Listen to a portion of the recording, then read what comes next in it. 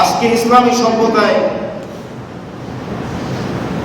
একজন মা যদি সন্তানের প্রতি সহনশীল হয়, সন্তানের দায়িত্বের ক্ষেত্রে মা যদি কোনো অবহেলা না করে,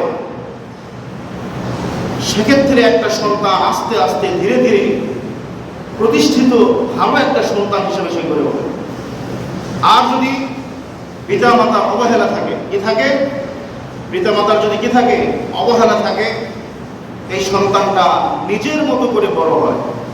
পিতামাতারও যখন একটা সন্তানের প্রতি খোঁজ খবর থাকে না, তখন নিজের মতো সে বড় হয়, বন্ধু বান্ধবকে নিয়ে সে বড় হয়, বিভিন্ন টোকায় কাজের বুয়া এদেরকে নিয়ে সে কি হয়, আস্তে আস্তে বড় হয়। প্রথমত যে শিক্ষাটা দেওয়া দরকার সেটা হচ্ছে কি, কোরআন শিক্ষা দেওয়া দরকার। কি শিক্ষা দেওয়া দরকার? আমরা কথা বলি, প্রথমে কি শিক্ষা দেওয়া দরকার? কোরআন শিক্ষা দেওয়া দরকার। কোরআন শিক্ষার পরে আমরা ABCD শেখাবো, সমস্যা নাই। কিন্তু আমাদের বাচ্চাগুলো যখন প্রথমেই ABCD শিখে, এরপরে ক্লাস 1, 2, 3, 4, 5, 6, 7, 8, 9 এভাবে মেট্রিক আস্তে আস্তে উঠতে উঠতে স্কুল শেষ, কলেজ, ভার্সিটি, বড় বড় MBS, BCS ক্যাডার,